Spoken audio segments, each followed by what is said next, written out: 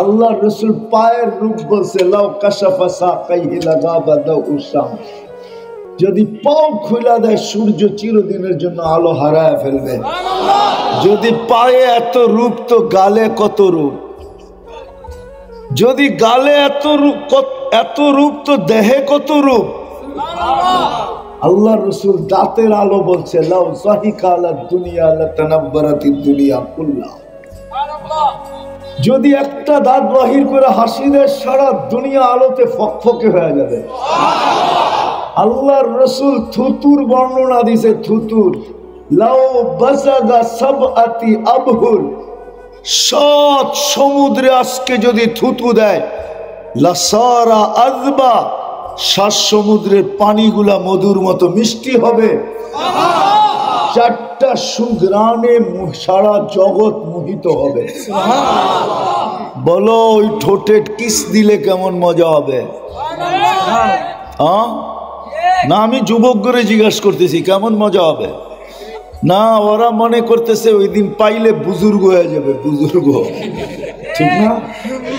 তোমরা কত বড় বুজুর্গ বলবো, বলে দিব না, আবার গাড়ি আটকে দিলে। হ্যাঁ, আমি তোমরা চিনি কত বড় বুজুর্গ তোমরা। 2জন 3জন মিলা দেখতে থাকে তো একটা আরেকটারে খোঁচা দেয়, দেখছস দিতে, দেখছস জিনিসটা কিরম। শব্দ চেঞ্জ করলাম আর কি, ওরা তার জিনিস কয় না, ওই কোড ওয়ার্ড আমার জানা আছে, ওই কোড ওয়ার্ডটা ব্যবহার করলাম না। খোঁচা একজন আরেকজনরে দিতে দেরি, আর হে আপসেট হইতে দেরি হয় না, জোশে আসতে দেরি হয় না। কিন্তু মোবাইলের ভিতর তো হাত ডুববে না, এটা কোন জায়গায় নাচে এটাও জানে না। এখন স্বাদ মিটাবে কি দিয়া, মজা নিবে কি দিয়া, তো মোবাইলে টাচ করে চুমা দেয়। বুঝি ঠোঁট পাইলে বুজুর্গ হয়ে যাবো, ঠিক না? হ্যাঁ, 40 বছর টানা লাগায় বয়ে থাকবে, কিন্তু মনে হবে 2 মিনিটও হয় নাই, চলে যাবে 40 বছর। তারপরে গালে চিমটি দিবে, বলবে খালি ঠোঁটই, বাকি কাহিনী বোঝস না, কিছু বুঝি। মনে হয় ফিডার খায়, কিচ্ছু বোঝে না। তো যাদের জন্য জান্নাতে ডেলি 14 তারিখ রাখা আছে 100 বার, ও মুসলমান নির্বাচিত হওয়ার পরে 14 তারিখ উদযাপন করে দিলা। হ্যাঁ, ও নির্যাতিত হবে না তো কে হবে? ওর দুরবস্থা হবে না তো হবে কার দুরবস্থা? আপনি বলেন, বিচার করেন। আমি 2-4টা দেখাবো শুধু, তারপরেই শেষ। ওর দুরবস্থা হবে না তো কার হবে? ওর হবে না যাকে মুসলমান হিসেবে নির্বাচিত করলেন, এর চেয়ে বড় যাকে উম্মতে মুহাম্মদী হিসাবে বাছাই করলেন। আপনি আর আমি কুদরতি হাতে বাছাইকৃত। বাছাই বোঝেন? হ্যাঁ, কিছু বয়স্ক মানুষ আছে এখনো, পুরান মানুষ আর কি, পুরান নাতি সাথী ছেলের বাজার পছন্দ হয় না, সে নিজে যায়। জিজ্ঞেস করেন, ওই যে দেখেন হাসে, কারো বাজার পছন্দ হয় না। ঘুরতে ঘুরতে ঘুরতে ঘুরতে মাছ দেখতে দেখতে টিপা টাইপা নাক মুখ কান মুখ সব দেখা নিজের পছন্দেরটা পরে কিনা আনবে। আল্লাহ আপনাকে আমাকে কুদরতি হাত দিয়া বাছাই করে উম্মতে মুহাম্মদী বানাইছেন। আপনি জানেন না উম্মতে মুহাম্মদী কি জিনিস? আপনি জানেন না? এটার আলোচনা আমাদের নাই। শুধু ওয়াজ মাহফিল আছে, তফসির মাহফিল আছে, এটার আলোচনা নাই। আপনি উম্মতে মুহাম্মদী আপনি জানেন না। শুধু আমি একটা শুনাইলাম, আপনি কুদরতি হাতে বাছাইকৃত। আল্লাহ, আপনি বলতে পারেন আল্লাহ আমাকে কুদরতি হাত দিয়া বাছাই করে উম্মতে মুহাম্মদী বানাইছেন। আপনার মাথায় মুকুট দিছেন, কুনতুম খায়রা উম্মাহ। বুঝবেন কি বুঝবেন না, আপনার কত দাম জানেন? চলেন আদম আলাইহিস সালামেরটা শুনাই। আদম আলাইহিস সালাম বলতেছে, আমার চেয়ে 100 কোটি গুণ বেশি ভালোবাসা আল্লাহর উম্মতে মুহাম্মদীর সাথে। বলছে হযরত প্রমাণ, কয়েকটা ভুল করতে দেরি, একটা ভুল করতে দেরি, ভুল গুনাহ না, একটা ভুল করতে দেরি জান্নাতে বের করে দিতে দেরি করে নাই। করছে না? করছে না? করে নাই? উম্মতে মুহাম্মদী সারাদিন গুনাহ করবে, তারপরও রাতের 3 ভাগের 1 ভাগ যখন অতিবাহিত হয়ে যাবে, এখন আল্লাহ আমাদের দুনিয়ার ছাদে, নিজে দুনিয়ার ছাদে চলে আসবে আর উম্মতে মুহাম্মদীকে ডাইকা ডাইকা গুনাহ মাফ করবে আর জান্নাত হাতে উঠায় দিয়ে দেবে। জিজ্ঞেস করেন, এখন আল্লাহ ডাকতেছে হাল মিন মুস্তাগফির ফাগফির আলা, কে আসিস মাপ চাবি আমি মাফ করে দেব। শুধু মাফ করবেন? কয় না, মাফ করলেই তো জান্নাত দিয়ে দিব। আরেকটা দেখাই, আমার চেয়ে কোটি গুণ বেশি ভালোবাসা। যদি তা না হইতো তাহলে আমি যা একটা ভুল করতে দেরি 200-250 বৎসরের জন্য আমার স্ত্রীর থেকে বিচ্ছেদ হইতে দেরি হয় নাই। বিচ্ছেদ হয়ে গেছে, উনি জিদ্দা আর উনি শ্রীলঙ্কা, উনি জিদ্দা আর উনি, কয়দিন পরে মিলন হয়েছে? ওলামা বলো 250 বৎসর পরে মিলন হয়েছে। আর উম্মতে মুহাম্মদী সারা দিন গুনাহ করবে, রাত্রে দুইজনে এক ল্যাপের ভিতরে ঢুকে ঘুমায় থাকবে। না মনে হয় বিশ্বাস করেন না? সত্য তো? তৃতীয় আরেকটা দেখাবো, আমার চেয়ে কোটি গুণ বেশি ভালোবাসা উম্মতে মুহাম্মদীর সাথে, অথচ উম্মতে মুহাম্মদী তো চিনেই না, নিজেকেই চিনে না। কোটি গুণ বেশি ভালোবাসা বলে প্রমাণ, বলে ভুল করলাম কবে, তওবা কবুল হইল কবে? মধ্যখানে 250 বৎসর, 250 বৎসর পরে উম্মতে মুহাম্মদী যেখানে গুনাহ করবে ওইখানে দাঁড়ায় মাপও চাবে না। আমি তো 250 বৎসর শুধু মাপই চাইছি, যতক্ষণ পর্যন্ত জাবালে রহমত না দেখছি কবুল হয় নাই।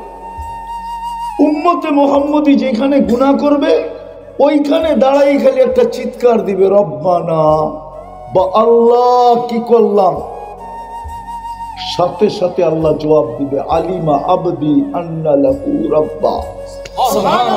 বান্দা জানলো তার একজন রব আছে, গফারনা লাহ, আল্লাহ বলবে তোকে রব বলার কারণে মাফ করে দিলাম।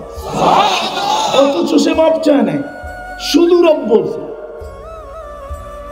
সাহাবা বড় চালাক ছিলেন, জিজ্ঞাসা করছে ইয়া রাসূলুল্লাহ এরকম ডেলি কয়বার চলবে? বলছে ওয়ালাউ ফিল ইয়াউমি 70 মাররা, যদি 70-এর বেশিও করো, অধিকও করো, তারপর আল্লাহ মাফ করে দিবে।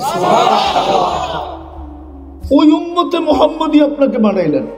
আরেকটা দেখাবো, ওই উম্মতে মুহাম্মদী যার হাতের ছোঁয়া পাওয়ার জন্য দানিয়াল আলাইহিস সালামের মতো নবী 2500 বৎসর অপেক্ষা করছেন। কত? শুধু আমাদের হাতের ছোঁয়া পাওয়ার জন্য, ছোঁয়া। আচ্ছা বলেন, দাফন কাফন পরানো ছোঁয়া দিয়েই তো হয়, ঠিক না? দাফন করা হাত দিয়েই তো হয়, ঠিক না?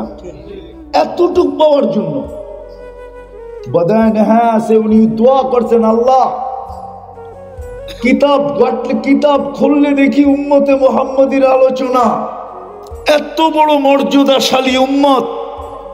মুসা আলাইহিস সালাম তো উম্মতি হইতে চেয়েছিলেন, তারাদাত তাওরাত, অথচ ওনার কিতাবটা আল্লাহ কুদরতি হাতে লেখছেন। সরায়া দিয়া বলছে আমার নবী থাকার দরকার নেই, আমাকে উম্মত বানান। আল্লাহ বলছে অনেক আগে চলে আসছো, সম্ভব না। যাক, কথা আরো লম্বা, এইখানেই শেষ করতেছি। যিনি উম্মত হইতে চাইতেছেন, অথচ কালিমুল্লাহ, অথচ রসুল, অথচ প্রথম সারির একজন, অথচ ওনার কিতাবটা আল্লাহ কুদরতি হাত দিয়া লেখছেন। আপনার কত বড় মর্যাদা। দানিয়াল আলাইহিস সালাম চালাক ছিলেন, উনি বলছে উম্মত হইতে চাইলে হওয়া যাবে না, তো উনি আজীব দোয়া করছেন আমার উম্মত হওয়ার দরকার নাই, আমি যখন দুনিয়ার থেকে চলে যাব তো আমার লাশটা যেন সুরক্ষিত রাখা হয়, উম্মতে মুহাম্মদী আসলে এদের হাতে কাফন পড়ায়া যেন দাফন করা হয়। ওনাকে তাবুদের ভিতরে রাখা ছিল ইরাকে। ইরাক যখন স্বাধীন হয় আবু মুসা আশারি রাদিয়াল্লাহু তাআলা আনহু বলেন যে আমরা ওনাকে কাফন পরায়া দাফন করছি। আল্লাহর রাসূল আমাদেরকে আগেই বলে দিছিলেন সাতুফতাহ তুস্তার, একদিন ইরাক স্বাধীন হবে, সাতাজিদুনা ফিহি দানিয়াল, তোমরা দানিয়াল আলাইহিস সালামকে আর ভিতরে পাবে যে তোমাদের অপেক্ষায় এখনো অপেক্ষা করতেছে। একটু ভাবেন, ওই নবীর উম্মত হইলেন, কিন্তু বলেন নবীর আদর্শ কতটুকু? যদি নবীর আদর্শই থাকতো আমাদের ভিতরে, তাহলে যুবকরা 31st নাইট উদযাপন করে কি করা? বলো, 31st নাইট কি আমাদের? আমরা উদযাপন করি কি করা? বরং আমি তো অস্ট্রেলিয়া দেখলাম 31st নাইট, বাংলাদেশের মতো তো এত মাতাল হইতে দেখলাম না। অস্ট্রেলিয়া তো শুধু এক শহরে এক জায়গায় হয়, সিডনিতে শুধু সিডনি ব্রিজে হয়, মেলবোর্নে শুধু সমুদ্রের পাড়ে এক জায়গায় হয়, পার্থে তাও এক জায়গায় হয়, ব্রিসবেন তাও এক জায়গায় হয়। আমাদের মতো সমস্ত বাড়ির ছাদে তো দেখলাম না, সমস্ত রোডে তো দেখলাম না। আপনি আমার কথা একমত হবেন কি হবেন না জানি না। সারা বাংলাদেশে 31st নাইটে অতীত বৎসরগুলাতে যা দেখছি, যত আতশবাজিতে যত টাকা খরচ হয়, ওই টাকা দিয়ে একটা জিলার না হইলেও একটা থানার মানুষকে ধনী বানানো যায়।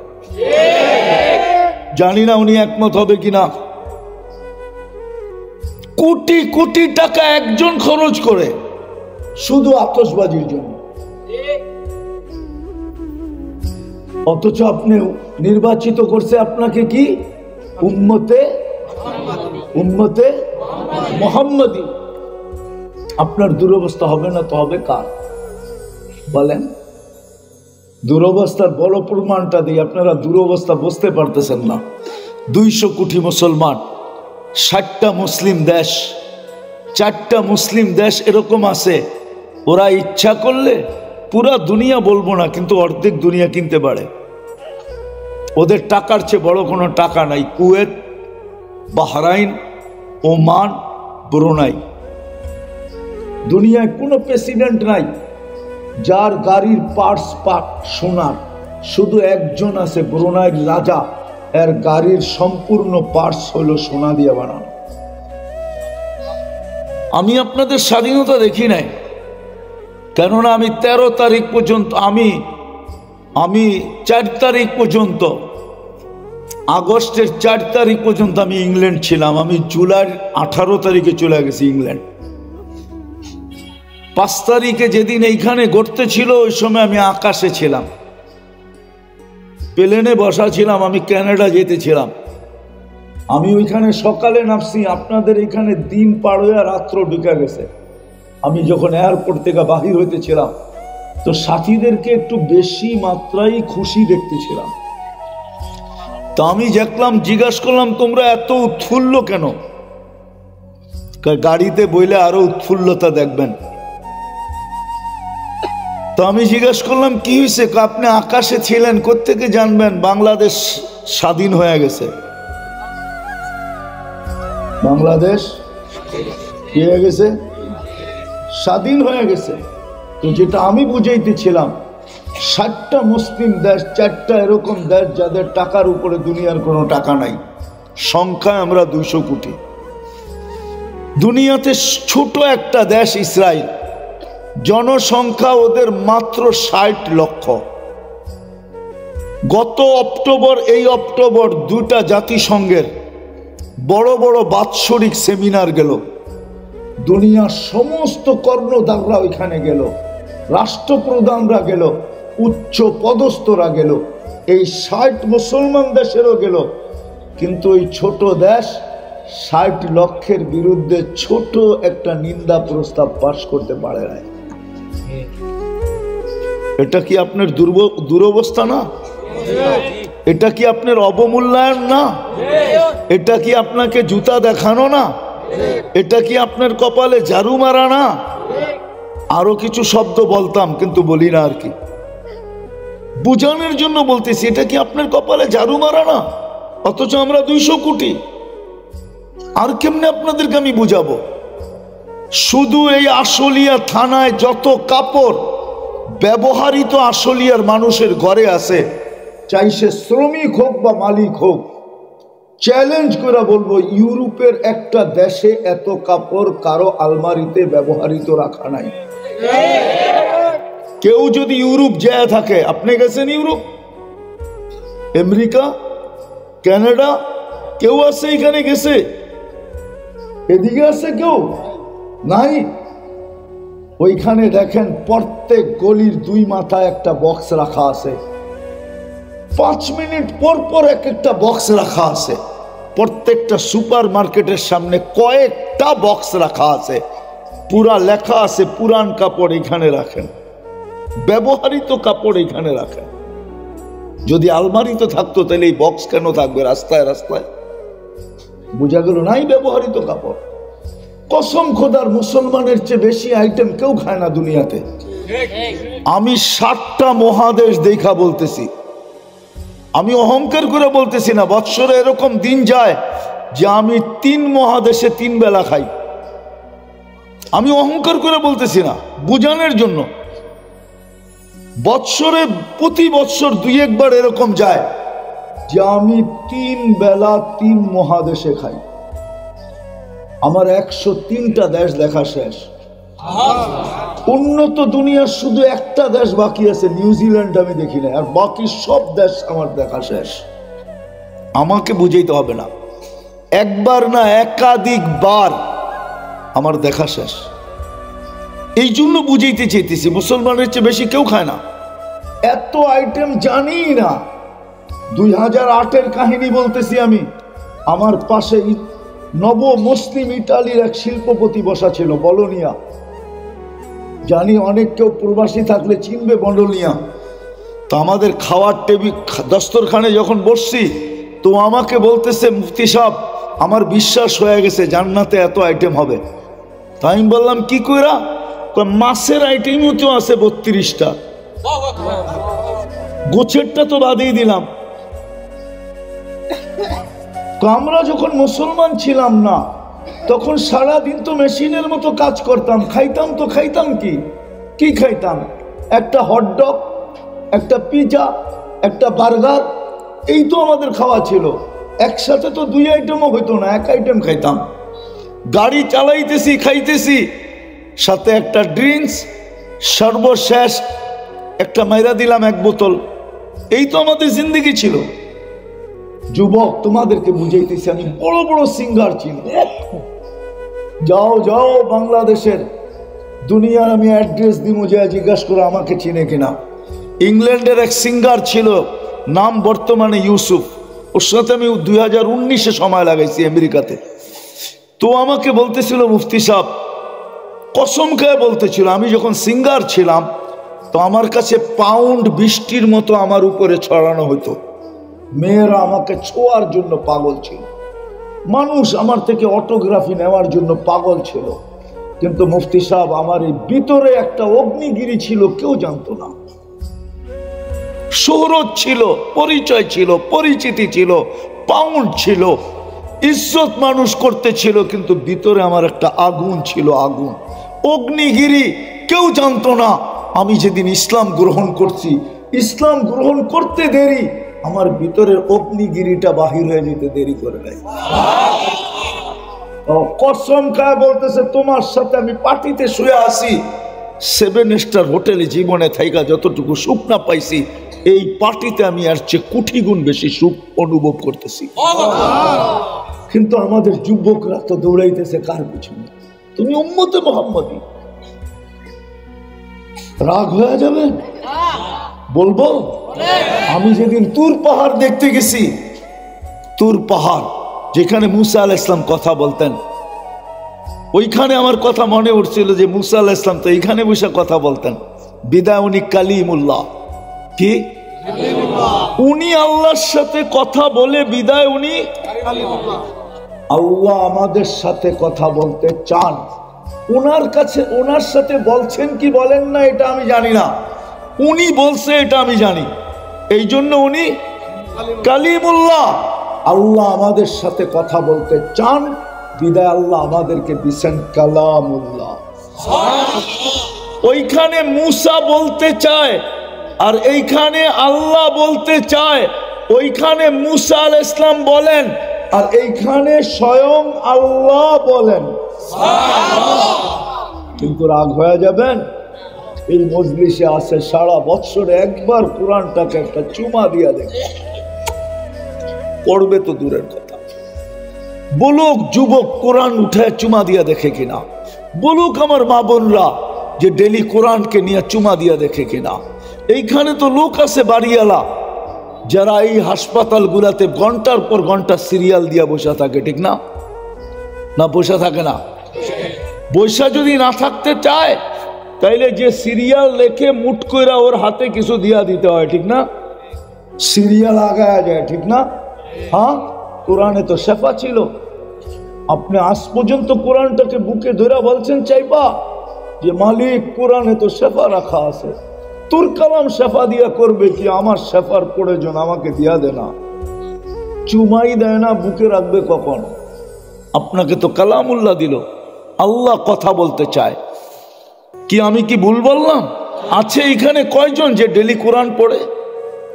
বেশিরভাগই তো কোরআন পড়তে জানে না। আপনি পড়তে জানেন না, আমার কোনো বিপত্তি নেই, কোনো আপত্তি নেই, কোনো আপনার বিরুদ্ধে ক্লেম নাই। কিন্তু যদি ডেলি একটা চুমা দিতেন আর আল্লাহকে বলতেন মালিক তোর কালামকে মহব্বত করি, পড়তে তো পারি না। এই উম্মতকে আল্লাহ কেমন ভালোবাসেন একটা উদাহরণ দিব। এই উম্মতের কিন্তু 90% লোক নামক কোরআন পড়তে জানে না, কিন্তু বন্ধুর উম্মত কোরআনের সোয়াব ছাড়া, খতমের সোয়াব ছাড়া চলে আসবে। এটা আল্লাহ পছন্দ করেন না। ভালোবাসার বিকাশ ঘটাইতেছেন, সূরা ইখলাস দিছেন, সবচেয়ে ছোট, সবচেয়ে সহজ, সবচেয়ে ছোট, সবচেয়ে সহজ, কিন্তু ভিতরে গাট্টি বইরা দিছেন। একবার পড়তে দেরি 10 খতম, 10 পারার সোয়াব মিলতে দেরি হয় না। 2 বার পড়লে 20 পারা, 3 বার পড়লে। কিন্তু এখানে কেউ বলুক যে আমি কোরআন পড়তে পারি না, আমি ডেলি এই নিয়তে 3 বার সূরা ইখলাস পড়ি যে আমার আমল নামায় ডেলি যেন 1 খতম কোরআনের সোয়াব লেখা হয়। তাহলে 65 দিনে কত হবে? 365 দিনে কত খতম হবে? 365 খতম। হায় হায়, 60 বছর বেঁচে মরা গেলে কি হবে? 70 বছরে কি হবে? 80 বছরে কতটি হবে? আফসোস তো এখানে, আমাদের দুরবস্থা এই জন্যই। মুসলমান কিন্তু ছাপ নাই, উম্মত কিন্তু আদর্শ নাই। আল্লাহ কথা বলতে চাইলো, কিন্তু পড়বে তো দূরের কথা, ছুঁয়া পর্যন্ত দেখে না। দুরবস্থা হবে না তো হবে না কেন? ঘর দিলেন, কার ঘর? আরে মসজিদ কার ঘর? কার ঘর? আল্লাহর ঘর। কিন্তু বাজার ভরা, মসজিদ খালি। কার ঘর দিলেন? আমি যদি আল্লাহকে প্রশ্ন করি, ঘর তো দিয়া দিলেন আমাদেরকে, আপনি কই থাকেন?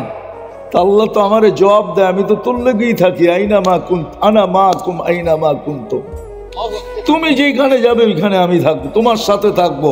আকরাবু মিন হাবলিল ওয়ারিদ। মসজিদ দিলেন, 90% মসজিদে আসে না। ঘর দিলেন, আপনি বিবেক দিয়ে বিচার করেন। শুধু দিলেন তো না, 5 বেলা নিজে ডাকলেন। আল্লাহ জানে আমরা যাই ঝামেলায় থাকবো, কায় কারবারে থাকবো, অফিস আদালতে থাকবো, খেতে খামারে থাকবো, আমরা ঘরে বাড়িতে থাকবো, আমরা বিভিন্ন ঝামেলায় সারাদিন থাকবো। তো আল্লাহ 5 বেলা, আল্লাহ 4 বেলা একরকম ডাকতেছেন। আর আল্লাহ জানে রাতের ভিতরে শেষ রাত্রে ঘুমে অচেতন থাকবেন, তো শেষ রাত্রে ঘুমের থেকেও ডাকতেছেন আসসালাতু খায়রুম মিনান নাওম। কিন্তু কয়জন আসে? এই জন্য আমি শেষ জায়গায় চলে আসছি। উঠাউঠি না করেন, চলে যেতে হবে, কিন্তু যার কাছ থেকে আসছি তার কাছে যাব। কিন্তু চেহারাটা কি দেখাবেন? কি নিয়ে গেলে পরিচিত হবেন, পরিচয় পাবেন? হায় হায়, যদি তা না হইতো তাহলে ফেরাউনের কৃতদাসীর কবর আমাকে কাঁদাইতো না। ওই কবরের সুগ্রাণ আমার এই নাকে আছে, নাকে। আমি কবর চিনি, ওই কবর আমি চিনি, আমি ওইখানে ঘুরে আসছি। এই জন্যই তো আমি কোনো পারফিউম ব্যবহার করতে পারি না। দুনিয়ার পারফিউম নিলে মনে হয় কি নাকের ঘ্রাণ আমাকে দীক্ষার দেয়, দীক্ষা। যে এই ঘ্রাণ নাকে লাগার পরে তুই দুনিয়ার ঘ্রাণ নাকে লাগাস, তো লাগাস কি করা? তোর একটুও লজ্জা লাগে না? সত্য এটাই। আল্লাহ রসুল বলছিল জান্নাতের ঘ্রাণ পাইতেছি। জিবরিল বলছে জান্নাতের ঘ্রাণ না, ফেরাউনের কৃতদাসী মাস্টার কবর থেকে উঠতেছে ঘ্রাণ। বলছে কতদিন থাকবে? বলে কিয়ামতের সকাল পর্যন্ত একজন কৃত দাসী কবর। আমাদের মা বোনরা তো সব স্বাধীন, বিদায় শের জায়গায় চলে আসছি।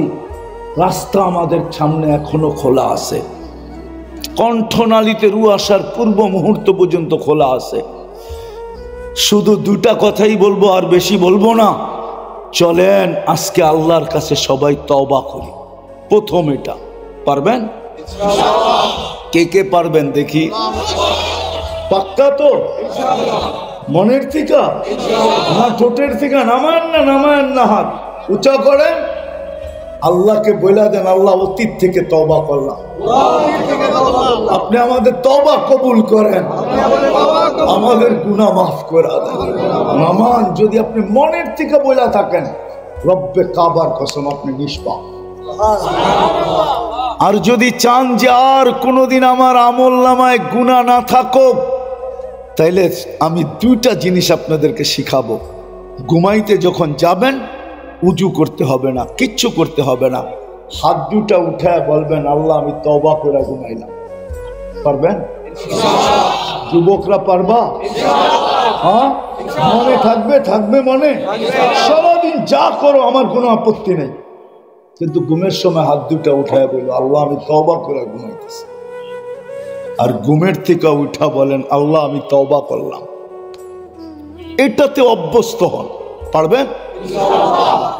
চতুর্থ আরেকটা জিনিস, আল্লাহর ঘরটাকে 5 বেলা ভরা দেন। পারবেন? হ্যাঁ, আমি আপনাদেরকে গ্যারান্টি দিব, আপনাদের লড়তে হবে না। আজকে তো মুসলমান রক্তের বন্যা বইতে চায়, নিজের জান দিতে চায়, কিছু দিতে হবে। আপনি জানেন না দুনিয়াতে কি স্লোগান চলতেছে? দুনিয়াতে আপনার আমার এই দুরবস্থা দেখা দুনিয়াতে নতুন একটা স্লোগান তৈরি হয়েছে। আপনি জানেন না ওই স্লোগান? হুজুররা জানে না ওই স্লোগান? ওই স্লোগান বেশি মানুষ জানে না, শুধু একটা স্তর পর্যন্ত জানে। ওরা একমত, সারা দুনিয়া মুসলমান ছাড়া একমত, মুসলমানের রব মুসলমানকে ছেড়া দিছে। নাইলে আমরা আফগানিস্তান মাটিতে মিশাইলাম কি করা, নাইলে আমরা ইরাক মিশাইলাম কি করা, নাইলে আমরা লিবিয়া মিশাইলাম কি করা, নাইলে আমরা বাইতুল মুকাদ্দাস ফিলিস্তিন মাটির সাথে মিশাইতেছি কি করে। আর ফিলিস্তিন যদি মিটা গেল তো আপনাকে আর মিটাইতে হবে না, আপনি এমনি মিটা যাবেন, আপনি এমনি মিটা যাবেন। এই জন্য চতুর্থ যেটা বলতেছি, পায়ে হাত দিয়া।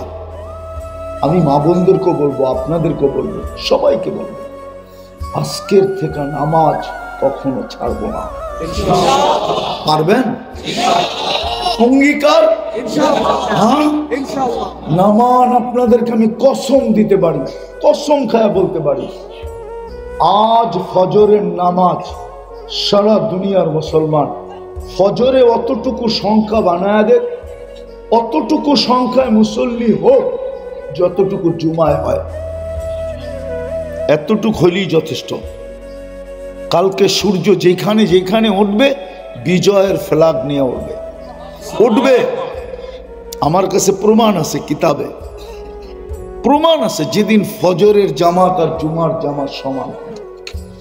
নাইলে এই দুরবস্থা, এর চেয়ে বেশি দুরবস্থা আমাদেরকে দেখতে হবে, কসম খোদা। আসেন আমরা ফিরছি আলহামদুলিল্লাহ। এখন অভ্যস্ত হই 2 বেলা তওবায়, আর সর্বশেষ নামাজ ছাড়বো না। তাইলে ইনশাআল্লাহ আল্লাহর কাছে দাঁড়াবো তো উজুহু ইয়াওমাইদিন মুসফিরা, হাসতে হাসতে দাঁড়াবো।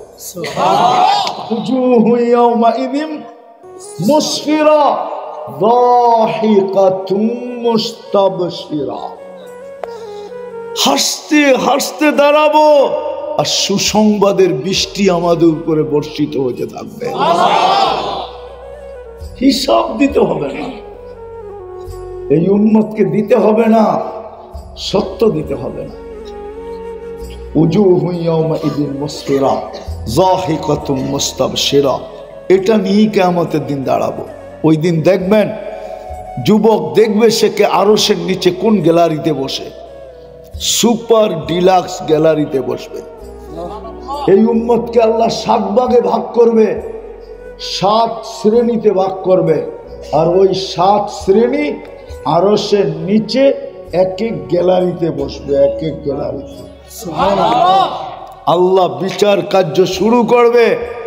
আর আজকে যারা আমাদেরকে আঙ্গুল উঠায়া দেখতেছে, আজকে যারা আমাদেরকে ঘৃণিত মনে করতেছে, দীক্ষিত মনে করতেছে, অবহেলিত মনে করতেছে, লাঞ্ছিত মনে করতেছে, এদেরকে আল্লাহ শাস্তি দিবে। আর আমাদেরকে জিজ্ঞাসা করবে, হাল সুবিবাল কুফারু মা কানু ইয়ামালুন, শাস্তি হইতেছে না? আমরা সার্টিফাই করবো ইনশাআল্লাহ। আল্লাহ আমাদেরকে আমল করার তৌফিক দান করেন। ওমা আলাইনা ইল্লাল বালাগ। দোয়া করতে হবে। এতক্ষণ কি করলাম? আল্লাহুম্মা লাকাল। কথাগুলো পরিপূর্ণ মনোযোগ দিয়ে শুনবো, কেননা এটা আল্লাহর হুকুম। ইদা কুরিয়াল কোরআন ফাস্তামিউ, প্রথম হুকুম হলো মনোযোগ দিয়ে শুনো।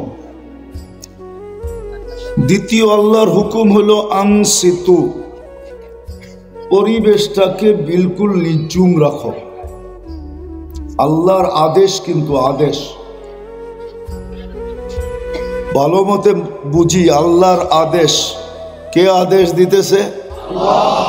ইদা কুরিয়াল কোরআন ফাস্তামিউ, কোরআনী কথা যখন শোনো তো বিলকুল মনোযোগ দিয়া শোনো, পরিপূর্ণ মনোযোগ দিয়া। দ্বিতীয় আল্লাহর আদেশ হলো আনসিতু, পরিবেশটাকে বিলকুল নিঝুম রাখো। লাআল্লাকুম তুরহামুন, তাইলেই কিন্তু আমরা পুরস্কার নিয়ে উঠতে পারবো, নাইলে তম বাড়তে থাকবে। তম যেমন এখানে আছে ষষ্ঠতম, ষষ্ঠ বার্ষিক, এটারই তম বললাম। তম বাড়তে থাকবে, ওয়াজ হইতে থাকবে, কিন্তু কোনো কাজে দিবে না। আর যদি মনোযোগ দিয়ে উঠি, মনোযোগ দিয়ে শুনলাম, তাহলে একবারের ওয়াজই দুনিয়ার জন্য, জীবনের জন্য যথেষ্ট। একটা প্রমাণ দিতেছি। একটা ইব্রাহিম ইবনে আদম রহমতুল্লাহ আলাই কোনো ওলি ছিলেন না, উনি তো রাষ্ট্রের পরিচালক ছিলেন। বলখ নামক রাষ্ট্রকে উনি চালাইতেন। রাজপ্রাসাদে ওনার বসবাস ছিল। তো রাতে একদিন ঘুম ভেঙে গেছে কারো পায়ের আওয়াজে, আর ওইটা ছাদের উপরে জানি কি হাঁটতেছিল। প্রহরীকে বললেন, এই গভীর রাত্রে আমার ছাদে হাঁটে কে, ডাইকা নিয়ে আসো। যখন ডাইকা নিয়ে আসছেন তো জিজ্ঞাসা করছে, তুমি এই গভীর রাত্রে আমার ছাদে করো তো করো কি? তো বলতেছে, জাহাপনা আমার উট হারায় গেছে, উট। তো বলতেছে, পাগল নাকি, উট ছাদে আসবে কোত্থেকে? উট তো মরুভূমিতে তালাশ করবে, না হয় জঙ্গলে। তো বলতেছিল, জাহাপনা আমি যদি পাগল হই তাহলে আপনিও পাগল। বলছে, আমি পাগল কি করা? কেননা আগের যুগের বাদশারা প্রতাপশালী ছিল কিন্তু অহংকারী ছিল না, আদবওয়ালা ছিল। আজকে তো মানুষ পদস্থ হইতে দেরি, অহংকারী হইতে দেরি হয় না। হ্যাঁ, যুবক দেখেন না, রাগ হয়ে যাবে বলমু না, না করতেছে বলতে।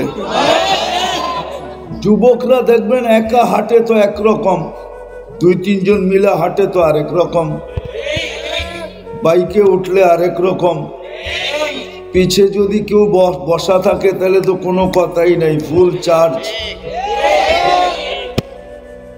কিন্তু আগের মানুষ এরকম অহংকারী ছিল না। তো বাদশা বলতেছে যে আমি পাগল কি করে, যদি ছাদে উঠ না পাওয়া যায় রাজপ্রাসাদে বসে আল্লাহ পাবেন কি করে। আজকে ওলামাদেরকে জিজ্ঞাসা করেন, ইব্রাহিম ইবনে আদহাম রহমতুল্লাহ আলাই অলিদের আল্লাহওয়ালাদের প্রথম সারির একজন। এই জন্য ওয়াজ বেশি দরকার হয় না,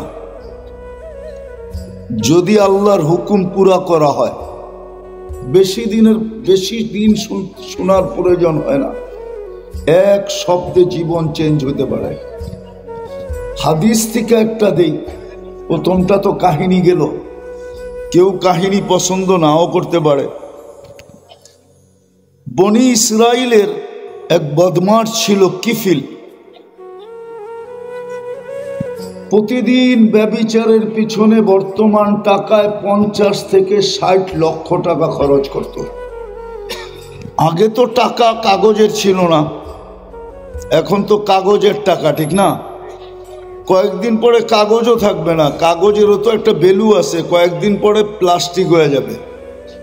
অনেকের যাবে আসো প্লাস্টিক, প্লাস্টিক চিনেন? কার্ড, এটা তো প্লাস্টিকের।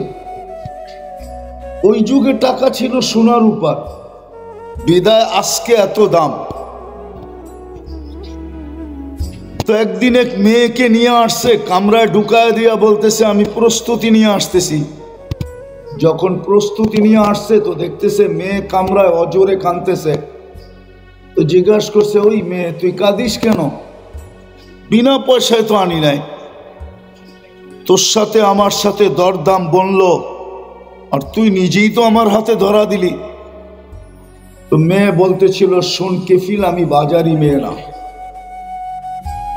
আর এটা আমার পেশাও না, কোনো এক বিপদের কারণে আমি তোর হাতে ধরা দিতে বাধ্য হয়েছি। হতে পারে মানুষের জীবনে এরকম বিপদ হাজারো হতে পারে, কিন্তু কাঁদি কেন জানিস? কালকে এই চেহারাটা আল্লাহকে কি করে দেখাবো? একটু ভাবেন, কালকে এই চেহারাটা আল্লাহকে কি করে দেখাবো? ওই যুগে তো গুলি ছিল না, তাহলে গুলির কথাই বলতাম। তীর ছিল, তীর মারলেও এত জোরে লাগতো না যত জোরে কিফিলের দিলে এই কথাটা লাগছে। সে একটা চিৎকার দিছে আর মাটিতে পড়ে গেছে, বলছে, বোন তোর গায়ে তো আমি এই পর্যন্ত আঙ্গুলের ছোঁয়াও দেই নাই, তাতেই যদি তোর এই দুরবস্থা হয় তাহলে আমি কিফিলের কালকে কি হবে?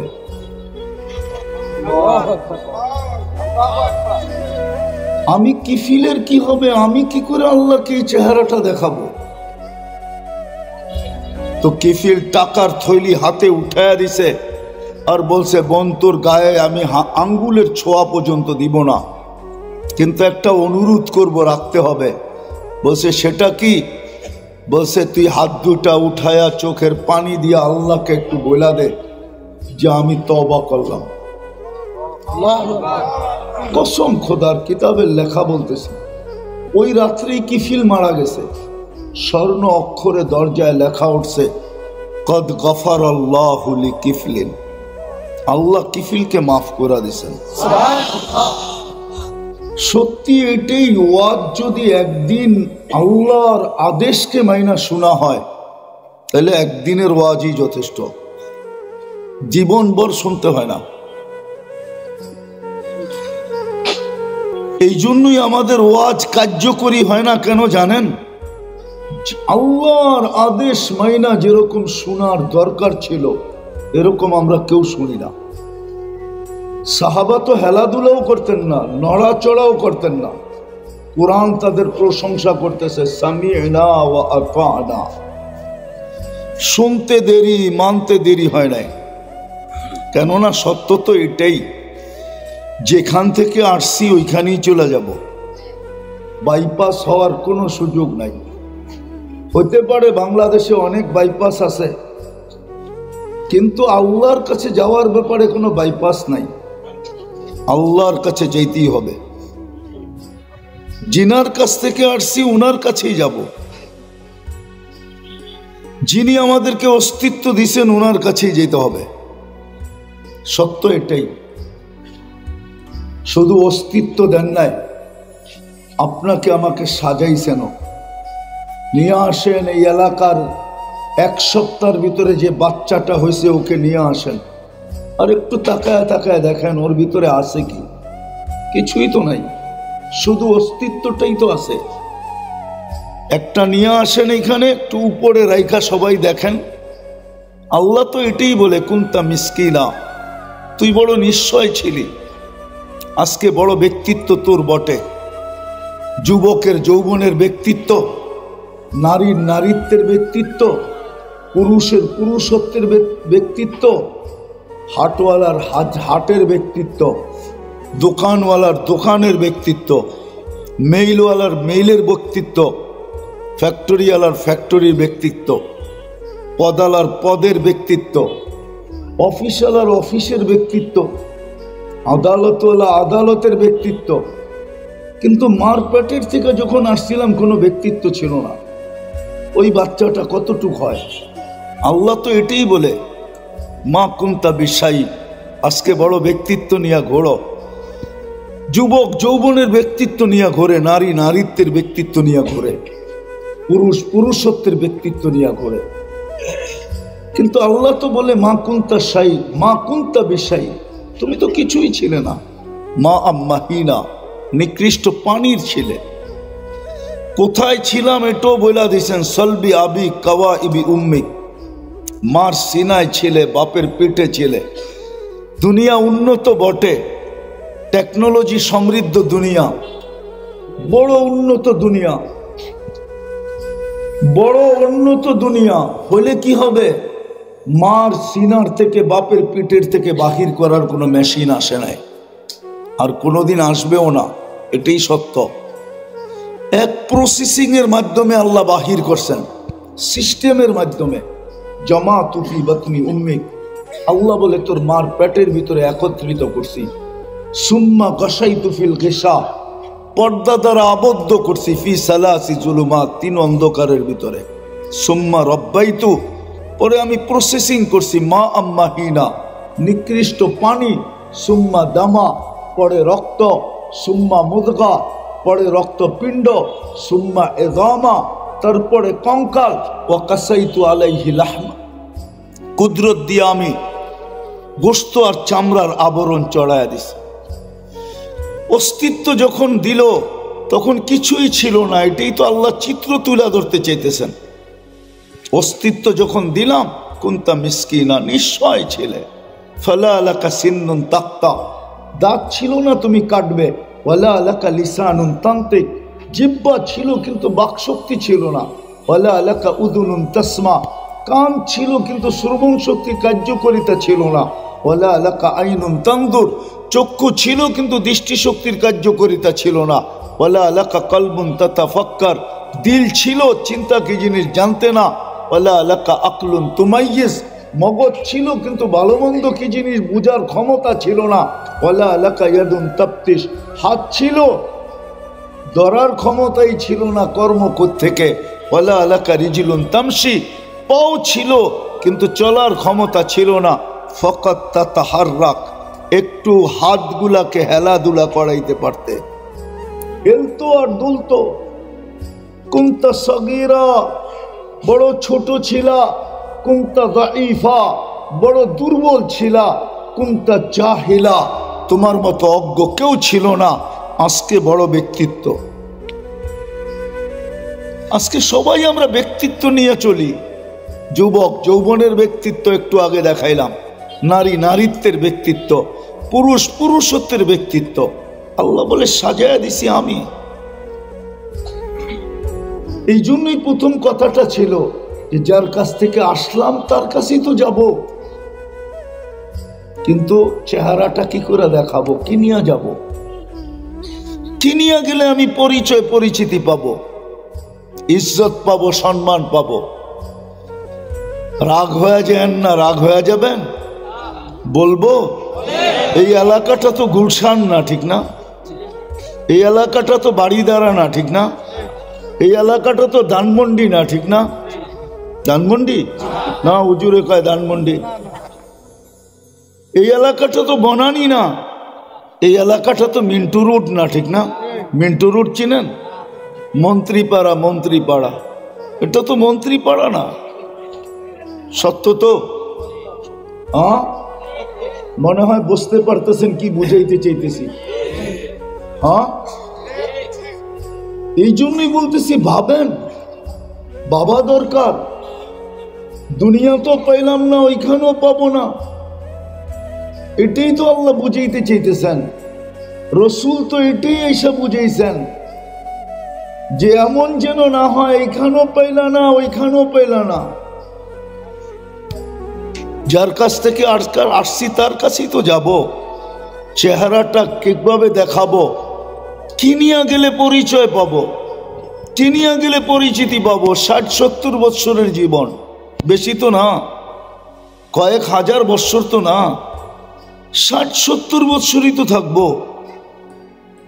তারপরেই তো ওয়াদা তো অঙ্গীকার তো করতেছেন 60-70 বৎসরে পরিচয় পরিচিতি নিয়ে আসো।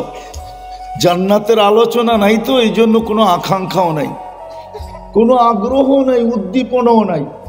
যদি আগ্রহ উদ্দীপনা থাকতো, সবার কথা বাদেই দিলাম, যাকে আল্লাহ 3 বার নির্বাচিত করলেন। কে নির্বাচিত করছে? আরে বলেন না, কে নির্বাচিত করছে? আল্লাহ। চিনেন আল্লাহকে? কে নির্বাচিত করলো আমাকে? নির্বাচন কমিশন? কোন দল? কোন রাষ্ট্র? কে নির্বাচিত করছে? হায় হায় হায় হায়, আল্লাহ তো চিনি না। 99 পদের মালিক আল্লাহ আমাকে নির্বাচিত করছে। যারটা 24 ঘন্টা আমি খাই, যার নুন 24 ঘন্টা খাই, যার কুদরতি হাতের মুঠায় আমার হায়াত, যার কুদরতি হাতের মুঠায় আমার মৌত।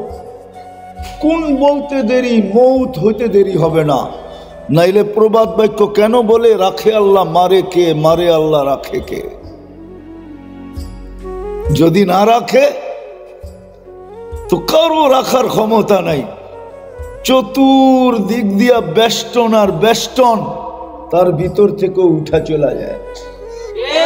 মনে হয় বোঝেন নাই? হ্যাঁ বুঝছেন?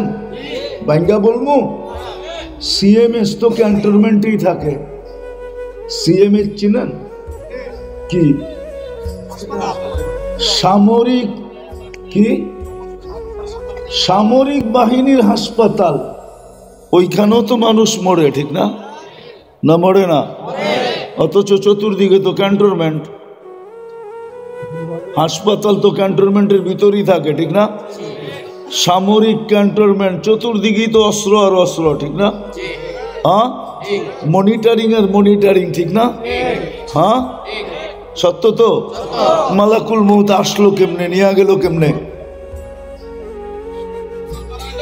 আরে শুনেন, ওয়াজ শুনতে আওয়াজ লাগে না, ওয়াজ শুনতে লাগে, মনোযোগ লাগে। আর গান শুনতে আওয়াজ লাগে। শো দেখতে, কি বলে, কনসার্ট দেখতে আওয়াজ লাগে। কেননা আওয়াজ ছাড়া যে গায়ে তারও ভিতরে শক্তি আসে না, যে নাচে তারও কোমরে জোর পায় না, আর যুবকরা তো পাই না। ওরা তো নাচেই শুধু ড্যাগের আওয়াজে। জিজ্ঞেস করেন কিছু বোঝে কিনা? কিচ্ছু বোঝে না, না বুঝেই ওরা ডান্স করতে থাকে। ওরে যদি জিজ্ঞাসা নাচোস কেন, সামনেরটা নাচে, ওরে যদি জিগেই তুই নাচোস কেন, কয় সামনেরটা নাচে। ওরে যদি জিগেই তুই নাচোস কেন, আস্তে আস্তে কইবে স্টেজেরটা নাচে তো এর লিগে সবাই নাচি। আর ওয়াজ শুনতে ধ্যান লাগে, ধ্যান মনোযোগ লাগে। এর চেয়ে বেশি আওয়াজের কি দরকার? আল্লাহর কাছে কি আওয়াজের শব্দ নাই?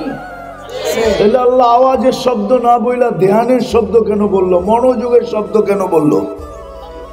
কথা তো পাল্টায় গেল। আজকে দুরবস্থা তো আমাদের এই জন্যই,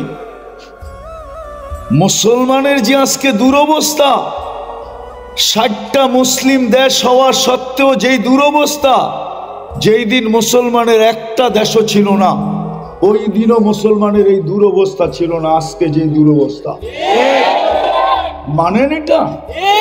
তাইলে আমি প্রমাণ দিতেছি, যেই দিন 313 জন ছিল ওই দিন যেই দুরবস্থা ছিল না, আজকে 250 কোটি মুসলমান দুনিয়াতে, তারপরও আজকে যে দুরবস্থা।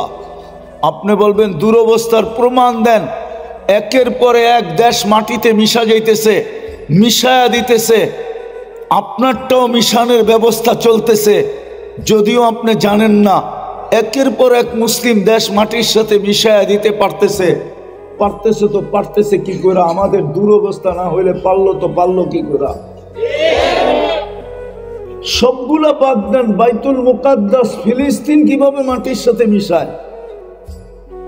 যদি আমাদের দুরবস্থা না হইতো, কেননা আমি তো 14 বছর আগে চোখে দেখে আসছি, ইব্রাহিম আলাইহিস সালাম ওইখানে ঘুমাইতেছে। একদিকে ইব্রাহিম আলাইহিস সালাম ঘুমাইতেছেন, একদিকে মুসা আলাইহিস সালাম ঘুমাইতেছেন। এই দুইজনের মধ্যখানে আরো 70 জন চিহ্নিত নবী ঘুমাইতেছেন। নবীরা তো কবরে জীবিত থাকে, জিজ্ঞাসা করেন নবীরা কবরে জীবিত? নবীদের শরীর তো মাটির উপরে হারাম। যেখানে যেটা মুসলমানের প্রথম কেবলা বাইতুল মুকাদ্দাস, যেখানে মেরাজের রাত্রে সশরীরে 1.25 লক্ষ নবী, 313 জন রসুল উপস্থিত ছিলেন। আমাদের নবীজি ইমামত করছেন, নামাজ পড়াইছেন, বক্তৃতা দিছেন, তারপরে ওইখান থেকে আরশে গেছেন। ওইখানে বোম ফাটে কি করে? 1.5 লক্ষের উপরে লোক মারা গেল কি করে? এখনো মরতেছে ডেলি। ওটা মাটির সাথে মিশে কি করে? একজন ধরছে, একজন শুধু। কয়জন ধরছে? ইসকনের কয়জন ধরছে? 18 কোটির গলা চাইপা ধরতে চায় কোন সাহসে? কিভাবে ধরার চিন্তা করে কিভাবে? যদি আমাদের দুরবস্থা না হইতো, আমাদের দুরবস্থা যদি না হইতো, আমি মিডিয়ার মাধ্যমে বলতেছি আপনাদেরকে, দুনিয়ার ভীতু জাতি হইলো দুইটা। কয়টা? দুইটা। একটা হইলো হিন্দু আর একটা হইলো ইহুদি। আর এই দুটাই এক সুতায় গাথা। কি? সবচেয়ে ভীতু প্রযুক্তির যুগ বিদায়। যদি ওই অ্যানালগ যুগের ভিতরে হয়, অ্যানালগ যুগ 100 দাঁড় করায় দেন আর একটা মুসলমান দাঁড় করায় দেন যুবক, দেখবেন 100 ভাগতে কুল পাবে না। অ্যানালগ যুগের কথা বলতেছি, অ্যানালগ যুগের কথা। আমাদের দুরবস্থা বিদায়। দুরবস্থা হবে না তো হবে না কেন? আপনাকে নির্বাচিত করলো মুসলমান হিসাবে কে? হ্যাঁ, কোন আল্লাহ? আরে বলেন না। হ্যাঁ, কোন আল্লাহ? যিনি রহমান, যিনি রহিম, যিনি মালিক, যিনি কুদ্দুস, যিনি সালাম, যিনি মুমিন, যিনি মুহাইমিন, যিনি আজিজ, যিনি জব্বার, যিনি মুতাকাব্বিরুল খালিকুল বারিউল মুসাব্বিরুল গফফারুল কহ্হারুল ওয়াহ্হাবুর রাজ্জাকুল ফাত্তাহুল আলিমুল কাবিদুল বাসিতুল খাফিদুর রাফিউল মুইজ্জুল মুদিল্লুস সামিউল বাসীরুল হাকামুল আদলুল লতীফুল খাবীরুল হালিমুল আযীমুল গফুরুশ শাকুরুল আলিয়ুল কবীরুল হাফিজুল মুকিতুল হাসিবুল জলিলুল করিমুর রকিবুল মুজিবুল ওয়াসি আল হাকিমুল ওয়াদুদুল মজিদুল বাঈসুশ শহীদুল হকুল ওয়াকিলুল কবিয়ুল মতিনুল ওয়ালিদুল আল হামিদুল মুসি আল মুবদি আল মুঈদ আল মুহয়ি আল মুমীত আল হাইয়্যু আল কাইয়্যুম আল ওয়াজিদ আল মাজিদ আল ওয়াহিদ আল আহাদ আল সামাদ আল কাদির আল মুক্তাদির আল মুকদ্দাম আল মুআখ্খার আল আউয়াল ওয়াল আখির আল যাহির ওয়াল বাতিন আল ওয়ালি আল মুতাওয়ালি আল বাররুত তাওয়াবুল মুনতাকিম العفو الرؤوف مالك الملك ذا الجلال والإكرام المقسط والجامع والغني والمغني المانع الضار النافع النور الهادي البديع والباقي الوارث والرشيد الصبور جل جلاله যিনি 99 পদের মালিক আল্লাহ উনি আপনাকে মুসলমান হিসেবে নির্বাচিত করেছেন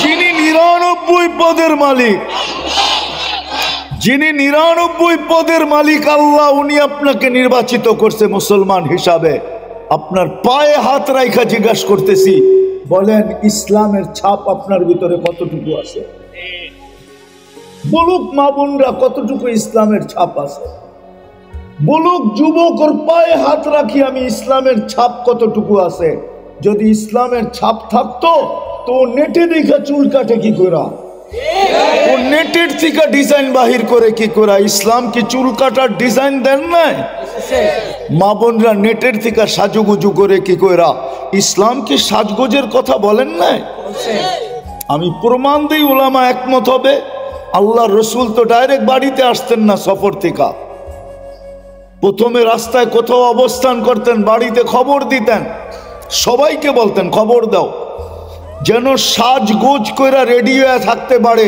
তুমি বাড়িতে যায় যখন দেখবে দেখতে দেরি গালে গাল লাগতে দেরি না হয় গলায় গলা লাগতে দেরি না হয় বুকে বুক লাগতে দেরি না হয় আগেরটা বললাম না জিজ্ঞাসা করেন একমত হবে কি হবে না ওলামা দুনিয়াকে তো সাজগোজ শিখাইল ইসলাম আজকে নেট থেকে কেন সাজতে হবে দুনিয়াকে তো পোশাক পরা শিখাইল ইসলাম আজকে নেটের থেকে ডিজাইন কেন নিতে হবে আপনাকে তো মুসলমান হিসাবে নির্বাচিত করছে কে হ্যাঁ আপনি জানেন ইসলাম কি জিনিস আজকে হয়তো বোঝেন না একটু বুঝাইতে চেষ্টা করি দেখি বুঝে আসে কিনা ইসলাম যদি বড় দামি না হইতো ইসলাম যদি বড় উঁচা না হইতো ইসলাম যদি অমূল্য না হইতো তাহলে আল্লাহ আমাদেরকে বলতো না ওয়ালা তামুতুন্না ইল্লা ওয়া আনতুম মুসলিমুন ইসলামের ভিতরে পা রাখা ব্যতীত আমার কাছে আইসো না এই কথা বলতেন না ইসলাম বড় দামি আজকে বুঝে আসে না বাজার নাই তো কালকে বুঝে আসবে কালকে কালকে বুঝে আসবে কালকে বুঝে আসবে কেননা কালকে শুধু ইসলামই চলবে না চললে কোরআন বলতো না ওমাইয়াবতাগি গায়রাল ইসলামে দীনান ফালা ইউকবালা মিন ওয়া হুয়া ফিল আখিরাতি মিনাল খাসিরিন কালকে ইসলামই চলবে আর কিচ্ছু চলবে না আজকে বহুত কারেন্সি চলে আজকে দুনিয়াতে বহুত কারেন্সি চলে না কারেন্সি বুঝেন তো হ্যাঁ দেশের টাকা ঠিক না আজকে দুনিয়া হাজারো কারেন্সি চলে কিন্তু কালকে একটাই চলবে কালকে একটাই চলবে আর কিচ্ছু চলবে না ওই মুসলমান হিসাবে আপনাকে নির্বাচিত করছে বলেন আপনিও স্বীকার করেন আপনি মুসলমান আমাদের দেশে যাদেরকে আমরা নাস্তিক বলি না ওদের আইডি কার্ড চেক করে দেখেন যা ও ধর্মের জায়গায় ইসলাম লেখা আসছে যদিও দুনিয়ার মানুষকে খুশি করার জন্য ও নাস্তিক হয়ে গেছে ওর আইডি কার্ড চেক করেন আপনি অনলাইনে দেখবেন ধর্মের জায়গায় ইসলাম লেখা আছে ওর জায়গার দলিল আপনি চেক করেন দেখবেন ধর্মের জায়গায় ইসলাম লেখা আছে ওর পাসপোর্ট চেক করেন দেখবেন ধর্মের জায়গায় ইসলাম লেখা আছে যেই যেই জায়গায় ধর্ম লিখতে হয় সব জায়গায় ও ইসলাম লেখা দিয়ে আসছে ও জানে বড় চালাক যে একদিন কাগজের লেখাও কাজে দিবে কাগজের ইসলামও কি দিবে এটা হলো কাগজে মুসলমান কি কাগজে মুসলমান আপনি এইখানে ধর্ম লিখতে দেরি অনলাইনে দুনিয়ায় ছড়াইতে দেরি হবে না সারা দুনিয়ায় ছড়ায়া যাবে এই জন্যই কিতাবে আছে দুজকে যাওয়ার পরে অনলাইনে যারা মুসলমান কাগজে মুসলমান একদিন কাফেররা বলবে, একটা সময় বলবে কাফেররা যে তোরা না চুপে চুপে ইসলাম লিখতি, ওয়া কাগজে ইসলাম লেখা দিয়ে আসতি, আমরা অনলাইনে দেখলাম, এই লেখাটা তোদেরকে কি কাজে দিল? তোরা তো আমাদের সাথেই। ওই দিন আল্লাহর রহমত জোশে উঠবে, আর আল্লাহ জিবরিলকে বলবে আখরিজ, এদেরকেও বাহির করে নিয়ে আসো। তখন দুনিয়া চিৎকার দিবে, ইয়াউমা ইয়াউদ্দুল্লাযীনা কাফারু।